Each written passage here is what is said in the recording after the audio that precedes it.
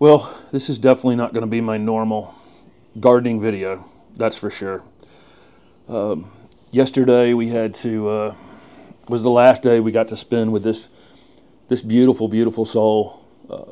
Holly was just an absolutely incredible, sweet, sweet animal, and I think everybody who's watched my YouTube channel for all these years and everybody who ever met this dog knows how truly, truly sweet she was.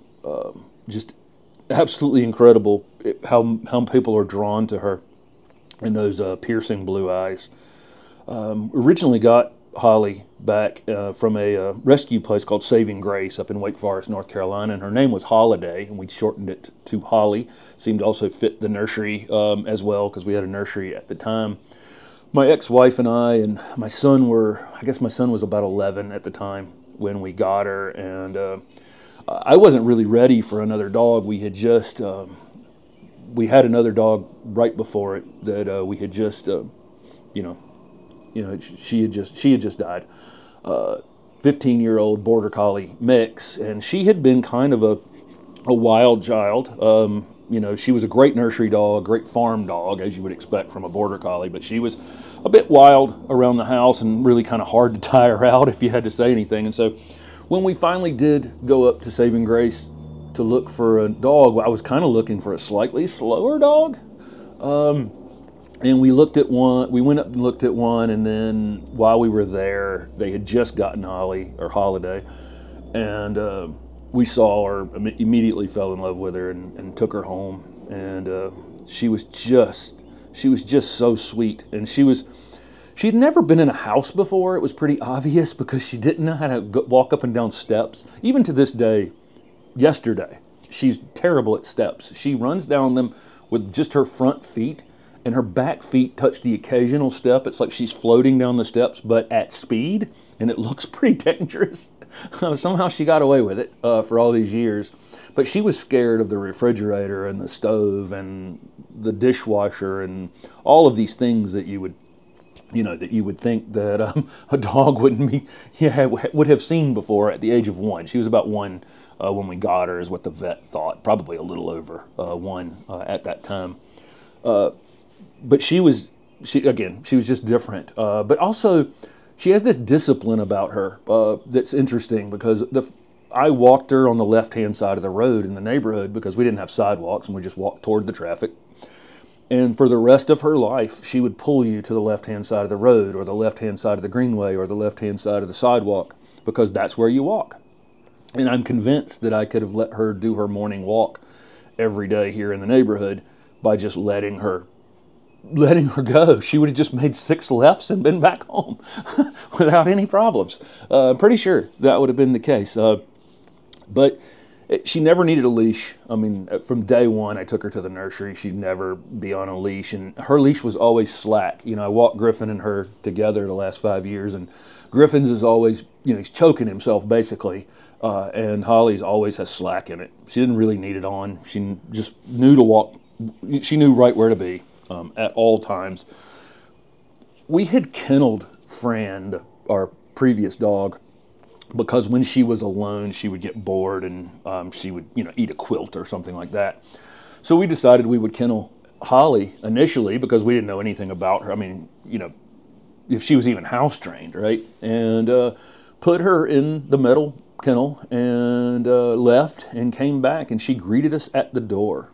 She had destroyed the metal kennel. I have no idea what that looked like. It must have been horrible for her. But from that day on, I guess we made some sort of pact that she would never pee or poop or do anything bad to the house or throw up or anything else, and she didn't until she was basically an elderly dog.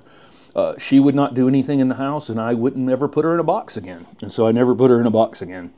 And she was just a sweet girl. So we came to this house, as you follow in the YouTube channel, we came to this house and started this gardening project up here, and we're Griffin and Steph, and she ends up with this wild child in Griffin as a friend, and they've been the best of friends, and Steph has loved this dog as every bit as much as I have, and It's just absolutely everybody who's ever met her basically kind of falls in love with her. And I was noticing, I put up an Instagram post about her yesterday, and I was noticing the comments, and obviously that's a lot of comments from you guys, from people who follow us on Instagram and who watch the YouTube channel, obviously. But then there's all these comments from people from my old neighborhood who just love this dog, and from my garden center, and from the farmer's market. You know, she would make trips with me to the farmer's market, and from trips we would make across the country. You know, somebody we met at a brewery near a provincial park in Canada who, you know, fell in love with her in a brewery one day and then opened the conversation to the HortTube channel, and then they ended up following us on Instagram. You know, those kinds of things where she was loved no matter with or without this channel. I didn't really know how the YouTube thing happened. I was, you know, she was always at the nursery with me, and when I started the YouTube channel, I had no intention of sitting here talking to, you know, having 249,000 subscribers or whatever it is the day I'm filming this. I was just making video content for my garden center so that I could basically end sales at my garden center and say, hey, I have a video for that. If you want to watch it, maybe you can learn a little bit more about it. And somehow Holly knew which way the camera faced, and she was in the first video, and she's been in every video until yesterday. It's unbelievable how she knew where that camera was and where it was pointing and why it was important. And every single morning, this is how my mornings go. I get up, I walk Holly and Griffin around the block. I go to coffee. I have a little friend group that I have coffee with, and then I come home, and then she followed me every second while I got the camera ready and the tripod ready or whatever. Steph was getting things ready, and we were going out to do whatever garden filming we were going to do for that day. She was just following you, just knew that that was her job. Her job was to be outside while Dad talked to this silly camera and Steph filmed it. She just knew that her job was to be out there and be in the middle of it. And every day she was. And it's just unbelievable. I don't know how many videos she's actually been in. I mean, the early videos she was in weren't intentional. She was just walking through occasionally in the background because, you know, she was just a busy bee at the nursery, and then just got more and more involved in it. But I know Griffin's going to be lonely here for the next few weeks. He's, you know, walking around looking for her, and Steph and I, you know, just, it's just so heavy. I mean, this dog was just, she was so sweet.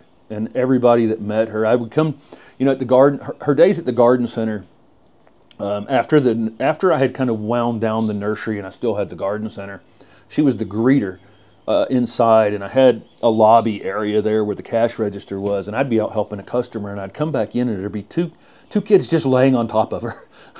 That's how it was. Everybody.